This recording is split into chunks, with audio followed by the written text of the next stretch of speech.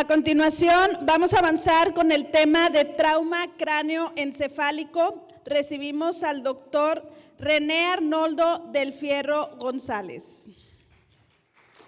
El doctor es médico cirujano general por la Universidad Autónoma de Tamaulipas y realizó su especialidad en urgencias médico-quirúrgicas en la Universidad Autónoma de Tamaulipas.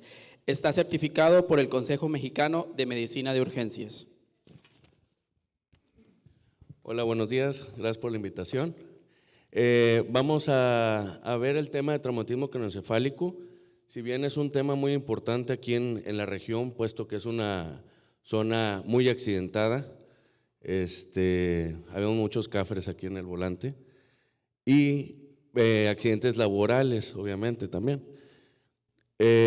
Principalmente, como definición, según el protocolo avanzado de trauma, que es el ATLS, es cualquier lesión al encéfalo propiamente dicha o al cráneo o ambas ejercida por una fuerza externa. Puede involucrar un daño primario y posteriormente un daño secundario. Eso se va a llevar después de la injuria. ¿Okay? El protocolo del ATLS fue fundado, el primero fue en el 78 por el doctor Steiner, un traumatólogo que vio la necesidad de protocolizar la atención en pacientes politraumas, ¿sí? Y esto fue dado por una catástrofe aérea donde fallece su esposa y sus hijos quedan gravemente heridos, y pues vio que en cuestión de la atención todos andábamos perdidos y eso aumentaba pues el riesgo o las lesiones y secuelas posteriormente de nuestros pacientes.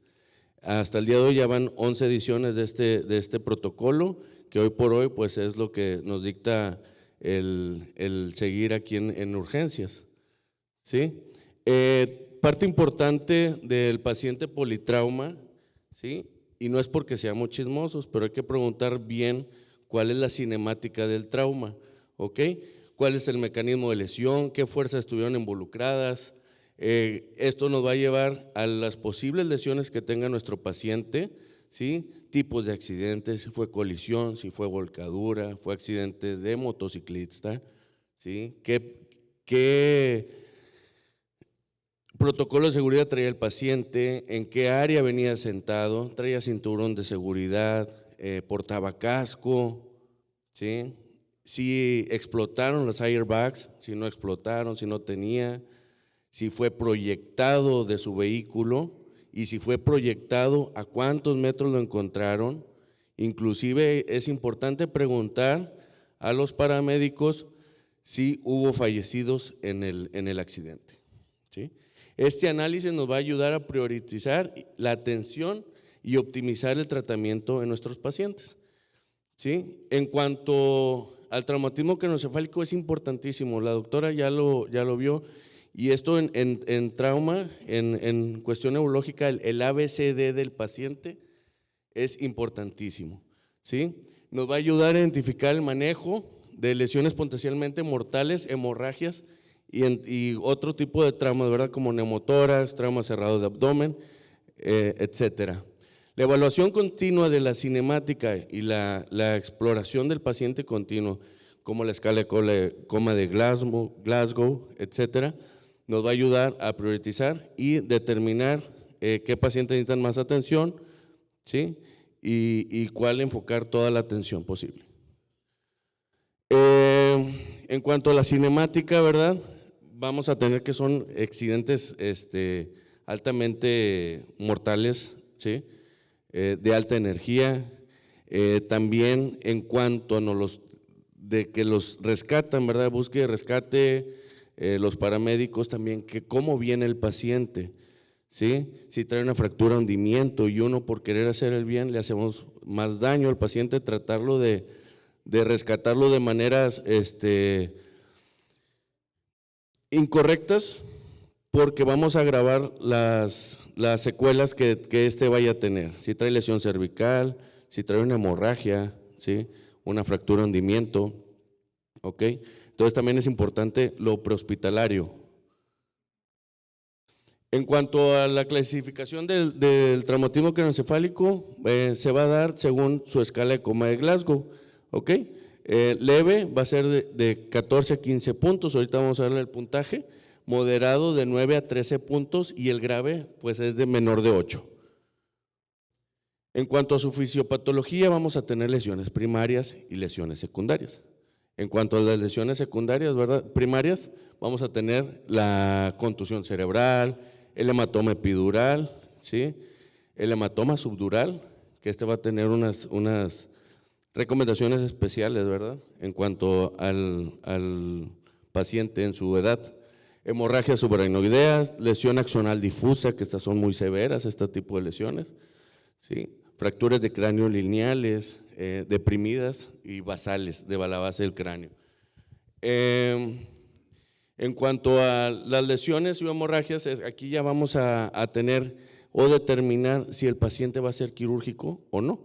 Inclusive, pues, viendo ya el ABCD del paciente, ¿sí? Vamos a determinar si el paciente tiene que ser valorado o pasa inmediatamente a quirófano por nuestros compañeros neurocirujanos o en vigilancia por neurología y neurocirugía en terapia intensiva.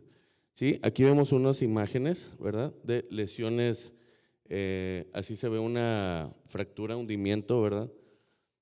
El hematoma subdural agudo, acá el hematoma epidural en la esquina inferior izquierda y contusiones cerebrales, ¿ok? Estas son hemorragias agudas, ¿sí? Que necesitan tratamiento inmediato, inclusive hasta soporte, sedación profunda previo al acto quirúrgico. En cuanto a lesiones secundarias, tenemos, va a haber hipoxia, hipotensión, datos de choque neurogénico, hipercapnia, hipocapnia, edema cerebral, hipertermia, disfunción metabólica o inflamatoria, ¿ok? Este tipo de alteraciones van a generar un tipo de isquemia durante su estancia, ¿sí? Algunas son posterior al traumatismo, no siempre las vamos a encontrar en el momento agudo, ¿sí? Y nos va a ayudar más un tipo de estudio que se llama resonancia, ¿ok? Otra escala muy importante tomográfica que nos ayuda a delimitar las lesiones, ¿sí? El pronóstico y la mortalidad de estas, ese es el score de Marshall, ¿ok? Aquí, bueno, pues en el grado 1 tenemos que no se evidencia ningún tipo de lesión, ¿sí? La mortalidad después es nula y el paciente puede tener una vigilancia de 8 horas o 24 horas en urgencias, ¿sí? En el grado 2 todavía están visibles las cisternas, ¿sí? La mortalidad aumenta discretamente, pero el riesgo de cráneo hipertensivo sí aumenta un 25%, entre un 20 o 28%. ¿Sí? El edema difuso, ya las cisternas están colapsadas, que sería el grado 3, ¿ok? Esto aumenta más la mortalidad, aumenta el riesgo de cráneo hipertensivo en un 44%, y ya sería valorar algún tratamiento quirúrgico de una descompresión, ¿ok? Observamos ya discreta desviación de la línea media, y en el grado 4 ya vemos una desviación de la línea media. Hay datos ya de sangrado de una hemorragia subdural, ¿sí? En este caso, pues ya obviamente el tratamiento sería quirúrgico, manejando previamente la vía aérea, dando medidas de soporte o de neuroprotección, ¿sí? En el grado 5 ya vemos una lesión drenada. Aquí la mortalidad está en un 50% y el riesgo de edema del cráneo hipertensivo pues ya disminuye un poco, pero la mortalidad sigue latente. Y el grado 6, ¿verdad?, que no está ni siquiera cuantificada ahí, es una lesión no drenada, ¿ok? Pues la mortalidad es prácticamente ya casi del 100%. En cuanto al diagnóstico, vamos a tener el ABCDE. Este es importantísimo. Siempre en urgencias el ABCDE Es prioritario y ya es un protocolo estandarizado por el ATLS, ¿ok? Primeramente, hay que vigilar nuestra vía aérea, ¿está permeable o no está permeable? Obviamente, vigilando y protección de las cervicales, ¿sí? No voy a movilizar el cuello porque yo no sé si mi paciente, ¿sí?, tenga lesión severa o fracturas o lesión ya de cervical. ¿Está respirando? ¿No está respirando? ¿Trae problemas trae una respiración caótica? Le vamos a apoyar con algún dispositivo de ventilación, ya sea de bajo, de alto flujo o ya con ventilación mecánica asistida. Circulación, si tiene algún tipo de herida, lesiones, en ese momento se corrige, ¿ok? Vamos, acuérdense, sistemáticamente. En la D, que es el estado neurológico, mi paciente tiene un Glasgow menor a 8, hay que valorar el manejo de la vía aérea avanzada mediante secuela de intubación rápida, ¿ok? Y el último sería la exposición completa del cuerpo, ¿sí?, para determinar algún otro tipo de lesión. Acuérdense siempre que un traumatismo craneoencefálico severo viene acompañado de algún otro tipo de trauma. Puede ser alguna fractura, alguna lesión penetrante, ¿ok? Y más cuando es un accidente de alta energía. La escala de coma de Glasgow es una escala estandarizada, esta lleva desde el 74 funcionando perfectamente bien en todos los servicios de urgencias, ¿sí? Hay que valorar también la reactividad pupilar, si estas están de buen tamaño, si tienen simetría, ¿sí? Las pupilas van a ser muy chismosas, nos van a dar muchos datos, tanto de cráneo hipertensivo o edema cerebral, ¿sí? La respuesta a la luz, si tienen buen reflejo, ¿sí? Los signos de herniación cerebral, midriasis unilateral fija, posturas de decorticación o de cerebración, que en este momento pues ya se llaman de otra manera, ¿verdad? Movimientos de flexión o hiperflexión anormales. Y obviamente el nivel de conciencia.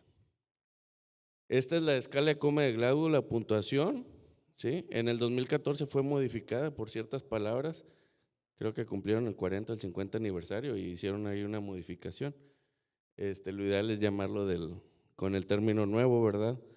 Pero cualquiera de los dos está bien empleado mientras lo estemos llevando adecuadamente, ¿sí? ¿Qué nos va a valorar la escala de coma de Glasgow? Respuesta verbal, ocular y motora, ¿ok? Y acuérdense, pacientes con TCE con un Glasgow menor de 8 puntos, ¿sí?, es un TCE severo y necesita toda nuestra atención. Estudios de imágenes, el gold standard aquí es el TAC, ¿sí? La tomografía axial computarizada es el gold standard para derivar o redimir si hay hemorragias, contusiones, desviación de línea media, nos ayuda a evaluar también el edema cerebral.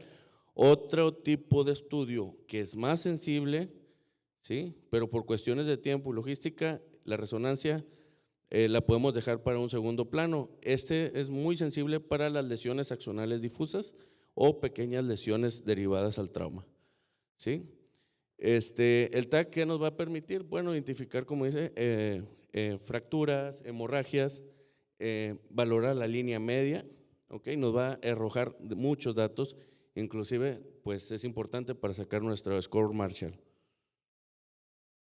Estudios adicionales, nos podemos apoyar de estudios de radiología como radiografías simples, tanto de columna, de cráneo, ¿ok? Nos va a ayudar a limitar fracturas lineales, no observables o que no podamos palpar, el crépito o que haya lesiones evidentes de sangrado, ¿sí?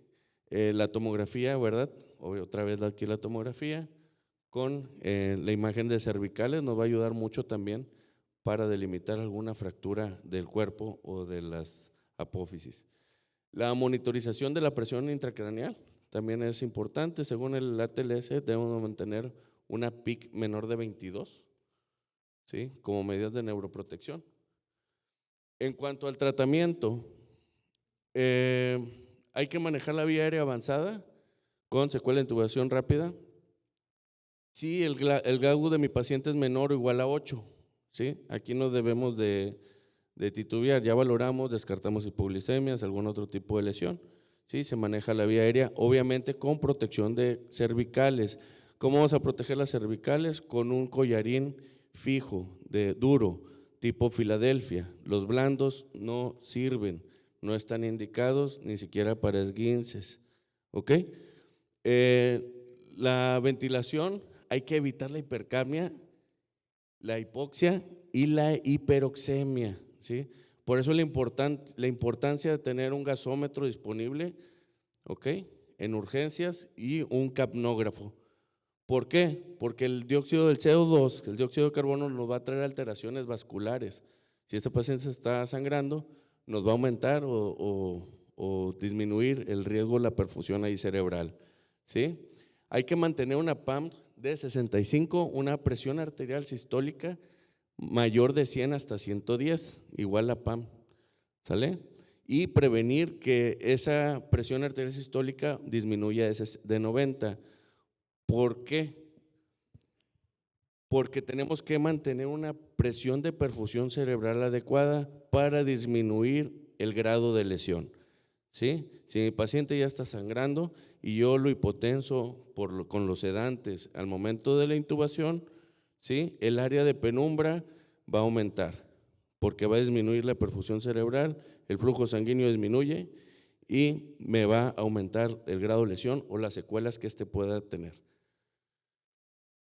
Ojo, en medidas generales siempre se pone, siempre, ¿por qué? Porque es lo único que tiene nivel de evidencia en cuanto a medidas de neuroprotección y estamos hablando de un nivel de evidencia 1A, que es la elevación de la cabeza a 30 grados, ¿sí? Esto favorece el retorno venoso, ¿sí? Y es una medida de neuroprotección muy fiable para nuestros pacientes que ya estamos dando la neuroprotección.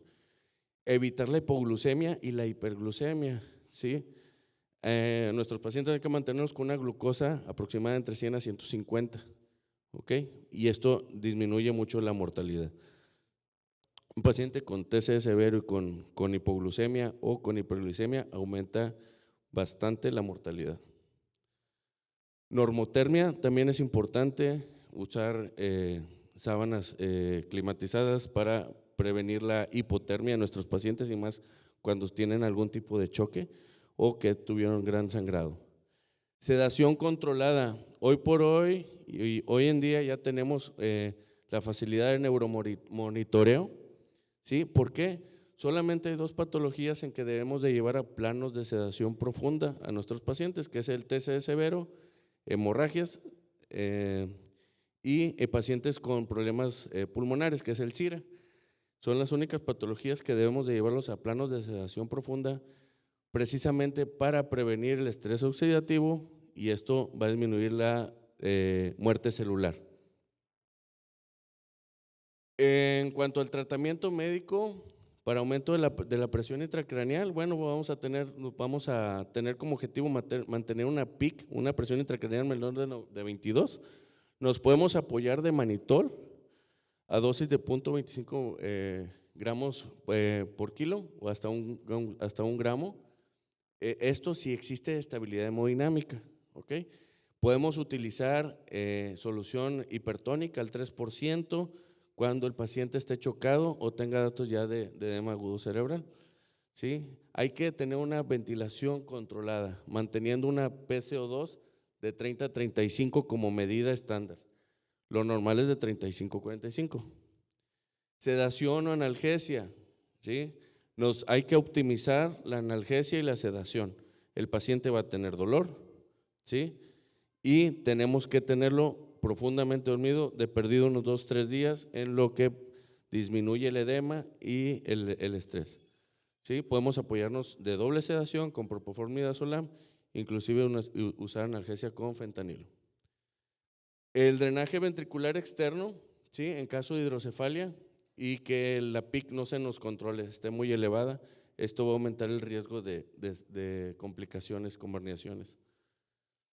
En caso de intervención quirúrgica, si el hematoma epidural es mayor de 30 centímetros, hay que realizar una evacuación urgente. Si en caso del hematoma subdural es mayor a 10 milímetros o desviación, ya exista una desviación de la línea media mayor a 5 milímetros, esto va a desencadenar una evacuación, una intervención quirúrgica inmediata. También las fracturas deprimidas hay que estabilizarlas. Ya me estoy pasando. Ok. Posteriormente, ya que una vez que estuvieron ya se les intervino quirúrgicamente, se les manejó la vía aérea avanzada, iniciamos protocolos de neuroprotección. Nuestro paciente tiene que sí o sí pasar a un área de cuidados intensivos, un neuromonitoreo continuo, ¿sí? Con personal especializado, remisión a centro de neurocirugía en caso de ser necesario, ¿sí? En nuestro caso, pues contamos aquí con todo esto, y una rehabilitación neurológica temprana va a ayudar a la disminución de las secuelas posteriores. Bueno, en cuanto a las complicaciones, herniaciones, ¿verdad? Por edema, tenemos que el cráneo pues es un circuito cerrado, ¿verdad? Y pues si hay edema y no lo solucionamos, el cerebro va a tender a comprimir áreas de suma importancia, causando lesiones o herniaciones, daño neurocognitivo, secuelas neurológicas ya focalizadas, infecciones en fracturas abiertas, e inclusive hasta fístulas de líquido cefalorraquídeo. Algunas consideraciones especiales aquí, ¿verdad? Hay que tener consideraciones en cuanto a niños con lesiones de fontanelas abiertas, que esto va a retrasar en algunos casos la hipertensión intracraneal. En ancianos, pacientes de la tercera edad, sí o sí, no lo digo yo, lo dice la TLS, pacientes que sufrieron alguna contusión de cráneo, mayores de 62 años, hay que tomarles un ATAC, ¿sí? Tienen una contusión, hay que tomarles un ATAC, pueden tener ya un grado de atrofia córtico-subcortical y nos puede retrasar el diagnóstico de un hematoma subdural. Y en pacientes anticoagulados, ¿sí? Cardiópatas con alguna patología, sufrió alguna contusión o algo y te llega con 15 de Glasgow, ¿sí? Pero el paciente está anticoagulado, abusados ahí porque puede estar sangrando el paciente. Muchas gracias.